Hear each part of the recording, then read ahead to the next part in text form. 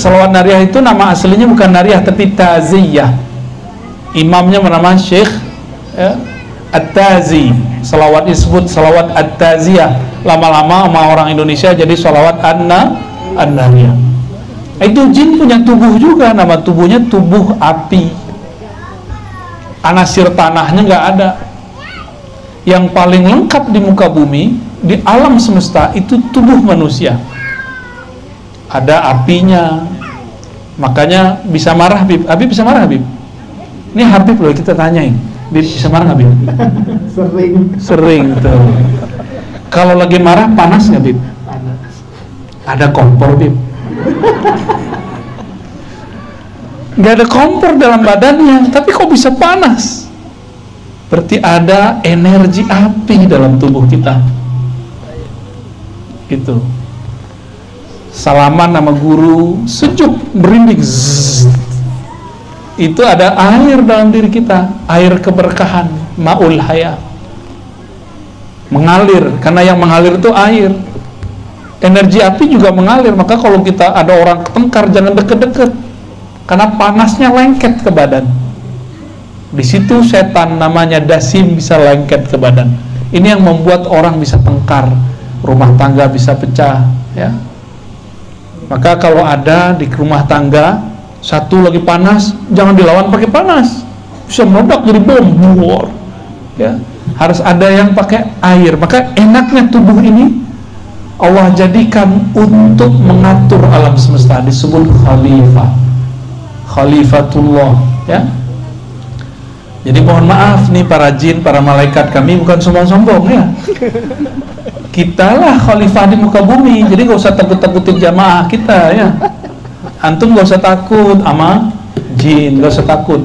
Kalau takut tuh sama preman gitu, baru takut kita, sama orang jahat. Ini yang lucu, jamaah takutnya mau udah mati. Orang udah mati kok takut, waras gak? Yang takut tuh sama orang hidup, digerayangin ntar. Coba tidur dekat kuburan, nggak bakal digerayangin. Tidur dekat kita, wah gawat. Jadi seharusnya orang-orang berakal dia takutnya di mana? Takutnya sama orang hidup, bukan orang mati. Tapi itulah ujian jadi khalifah di muka bumi. Maka syaitan itu biasa nyerupain dengan muka yang paling menakutkan. Ya, jin iseng. Kata jin, lo sotoy Razi katanya. Ya taulah dikit-dikit ya, bocoran langit. Baik, jadi diri kita ini, tubuh kita ini, tubuh yang sangat sempurna. Seharusnya kita ini gak usah takut.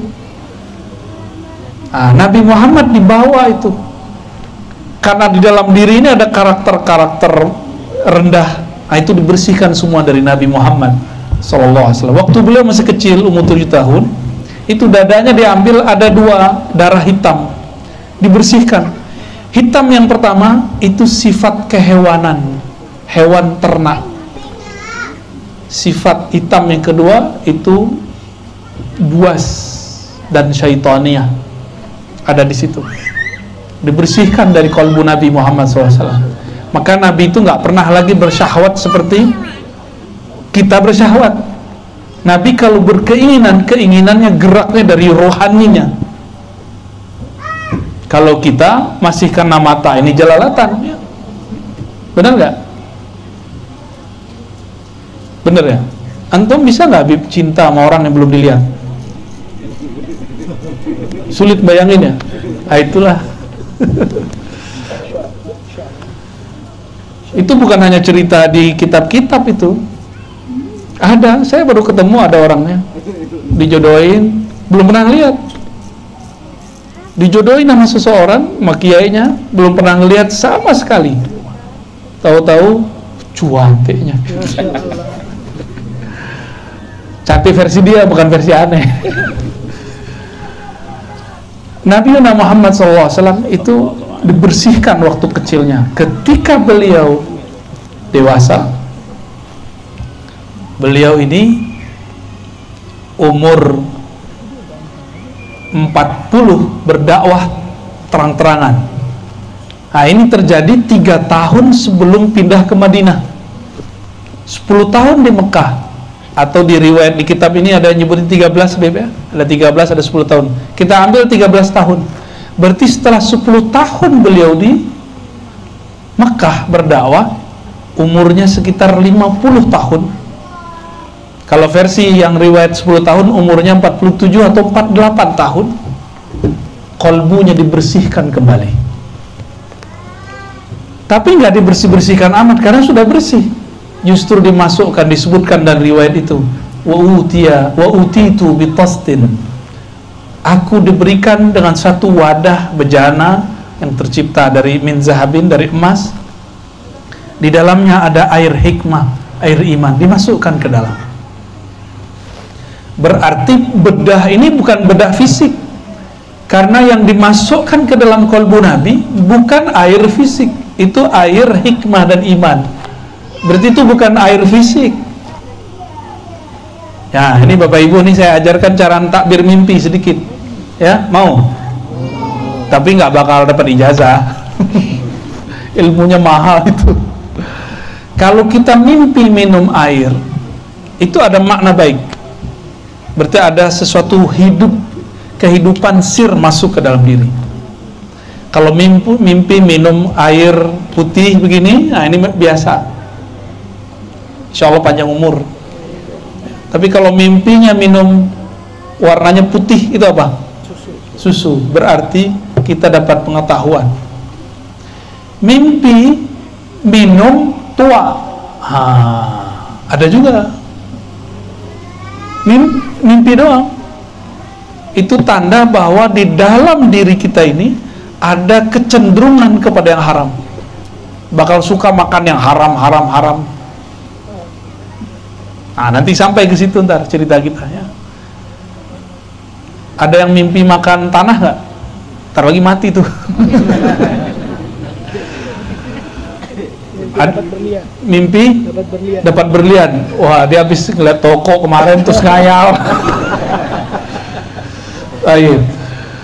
Mimpi dicatok ular. Nah, itu juga ada maknanya. Kalau dicatok Habib lain lagi.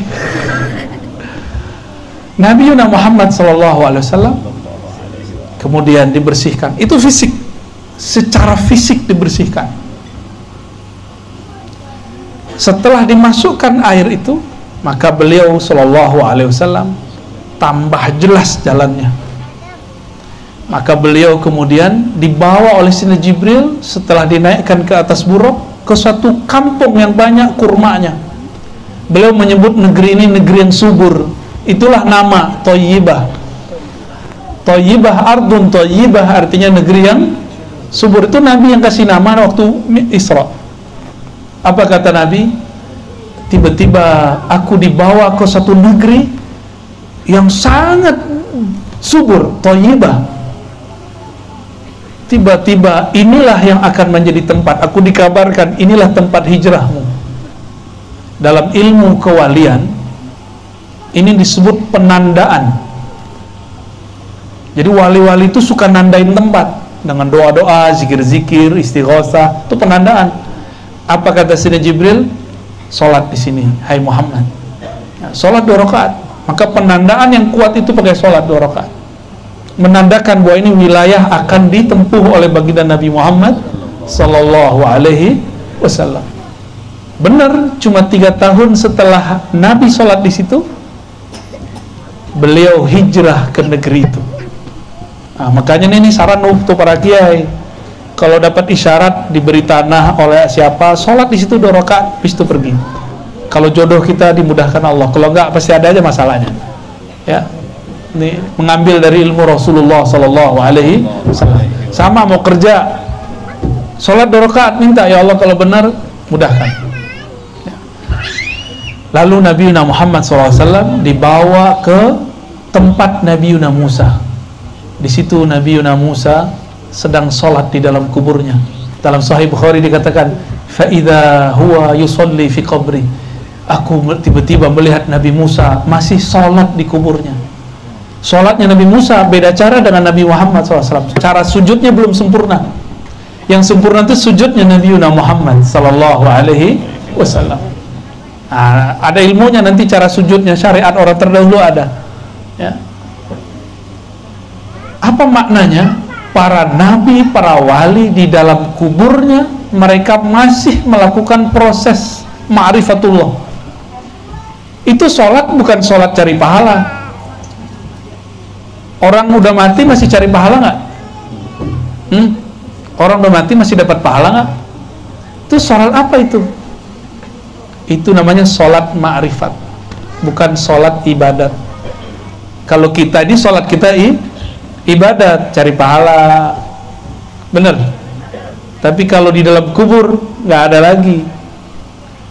Maka sholat ini sholat menambah ma'rifatullah. Jadi Nabi Musa selama dalam kuburnya menunggu kemunculan Nabi Muhammad SAW, sekedar ingin kemudian sholat di belakang Nabi menyempurnakan ma'rifatnya. Nanti kita coba lihat ya. Tiba-tiba kemudian Nabi Muhammad SAW dibawa ke Baitul Lahmin. Baitul Lahmin artinya rumah daging. Disitulah Sayyidina Musa dilahirkan. Disitulah Sayyidatuna Maryam melahirkan Sayyidina Isa ibnu Maryam. Lalu kata beliau, aku disuruh untuk memarkir. Jadi markir itu sudah ada ilmunya dari dulu ya. Tapi kalau buruk itu diparkir cukup ditaruh aja. Taruh diikat seperti onta itu diikatnya nggak perlu kuat. Karena onta itu patuh sekali kepada tuannya. Masuklah Sayyidina Nabi SAW ke dalam Al-Masjid Al-Aqsa. Apa makna Al-Aqsa? Al-Aqsa, saya dulu meneliti teks-teks ulama terdahulu di Mekah menyebut Indonesia dengan sebutan Al-Hind Al-Aqsa. India jauh, India udik. Jadi kita ini disebut orang udik sama orang Arab dulu. Oman jin antum tuh. Al-Hind Al-Aqsa. Agak mendingan ada kalimat Syarqul Hind, India Timur. Sama artinya India udik. Jadi kita disebut orang kolot gitu sama orang-orang India dulu ya, sama orang-orang penjajah dulu. Tapi ternyata orang Arabnya ada di sini sekarang. Alhamdulillah kualat bib ya, kualat yang indah. Jadi Aqsa artinya jauh atau bisa timur, bisa berarti timur, tapi bukan timurnya Mekah, artinya jauh. Maka Al-Masjid Al-Aqsa ya, minal Masjidil Haram ilal Masjidil Aqsa, masjid yang jauh sekali. Dulu belum ada GPS, benar nggak? Belum ada itu tuh mobilnya, mobil Toyota, Honda, apa itu ya, bid'ah semua itu ya, nggak ada zaman Rasul itu. Bid'ah mubah, bid'ah kan bagi 5, kalau sama kawan kita baginya 2 aja. Bid'ah sunnah, kalau kita enggak, bid'ah bagi 5 sesuai dengan ilmu usul fikih. Kebetulan Habib kita ini takhususnya ilmu fikih dan usul fikih. Ngeri juga kalau duduk dekat beliau nih ya, takut dibid'ahin. Dari tadi ada bid'ah Habib. Baik. Masuklah Sayyidina Nabi SAW ke masjid. Ternyata arwah para nabi sudah ada di sana, kecuali 2 nabi. Nabi Idris, Nabi Isa itu punya fisik, selebihnya cuma arwah. Tapi ingat, jika jin bisa menjelma bertubuh, malaikat pun bisa nyamar jadi manusia. Lebih tinggi nabi atau malaikat? Atau jin? Jin bisa nyerupain jadi genderuwo, jin bisa nyerupain jadi kuntil anak, Pontianak kata orang Kalbar, kita dari sana juga. Jin bisa nyerupain jadi pocong, ya kan? Kan jinnya orang sini beda sama jinnya orang Cina. Jin orang Cina gimana? Rapi ya. Jadi orang Barat gantung-gantung pakai jas. Itu jasnya kita copotin aja, Bip ya. Eman, masa orang mati pakai jin, pakai apa? Pakai jas. Diaduin. Ini termasuk ini enggak pelecehan ya? Penistaan agama.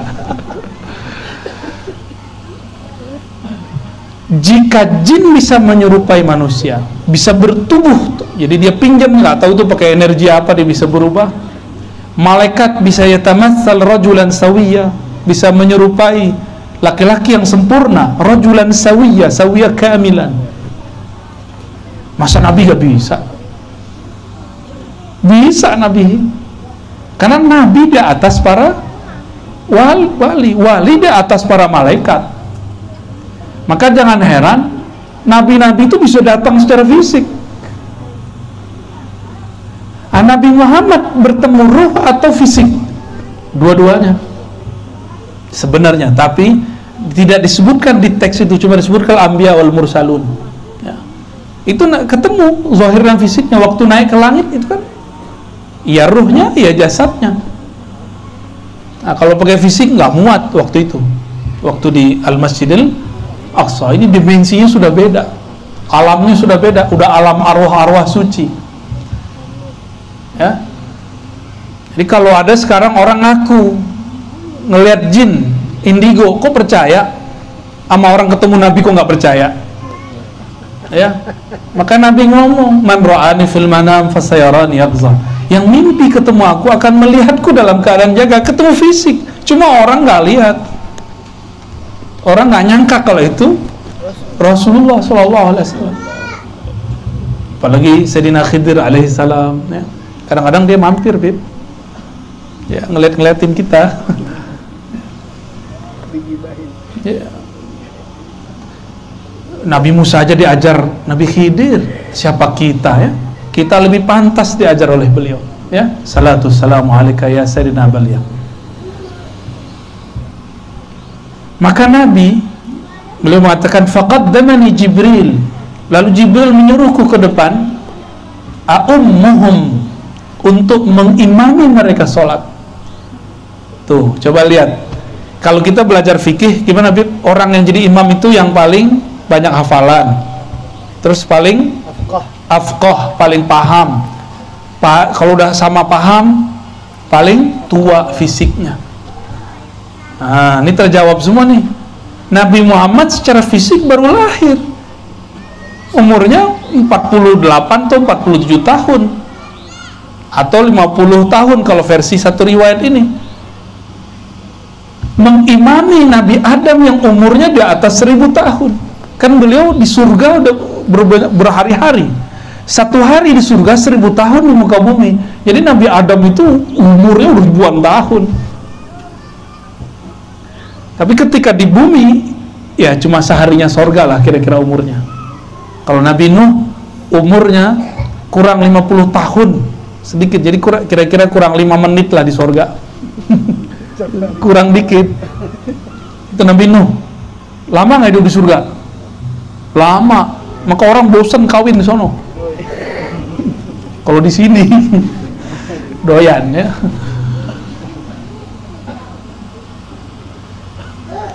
Ada tertawa telat.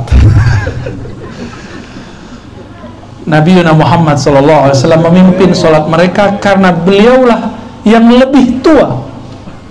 Dalam hadis Imam Abu Nuaim Tabrani ya, hadisnya Hasan, disebutkan ya, aku awwalu nabiyyin, awal nabi yang dicipta, khuliq, tapi akhiruhum ba'sa, yang terakhir diutus. Ana awal, aku yang pertama, bukan Nabi Adam. Diutus Nabi Adam yang pertama. Jadi kalau orang bertanya, siapakah Nabi yang pertama? Jawabannya Nabi Muhammad. Tapi ke siapakah Nabi yang pertama diutus? Baru Nabi Adam. Ini harus dibenerin nih cara nulis. Apa di sekolah-sekolah kurang tepat cara nulisnya. Anak-anak kita harus, enaknya masuk pesantren sih ya. Cuma kan nggak semua orang cocok masuk pesantren. Jelas, jadi awwalu nabiyyin bu'itsa, nabi pertama yang bu'its, yang diutus betul Nabi Adam. Di langit, di surga. Kalau di bumi yang pertama diutus Nabi Nuh. Beda lagi. Nah, ajaran sesat nggak, Bib? Tolong tegur, Bib ya.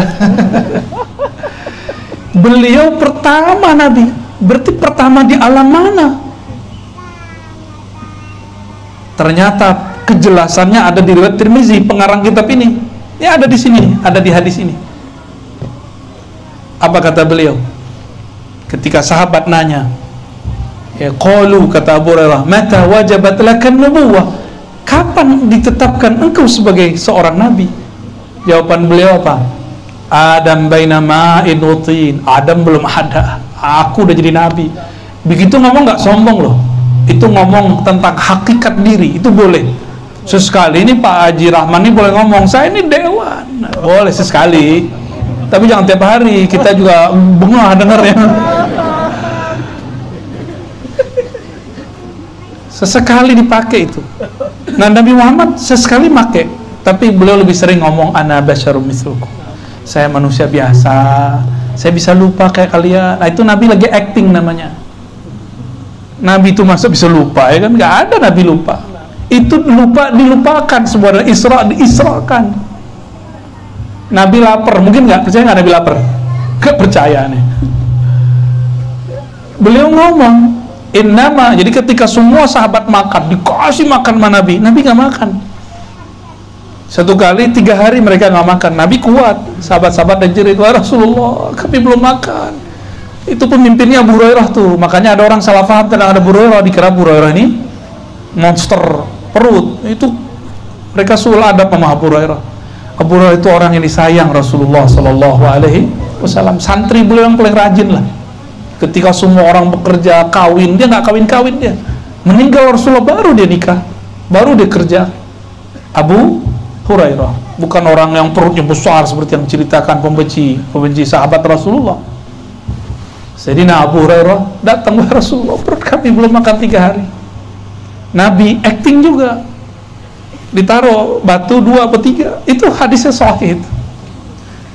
Tapi di hadis yang lain, di mana kita tahu kalau Nabi ini lagi acting? Bukan Nabi ini suka memalsukan diri.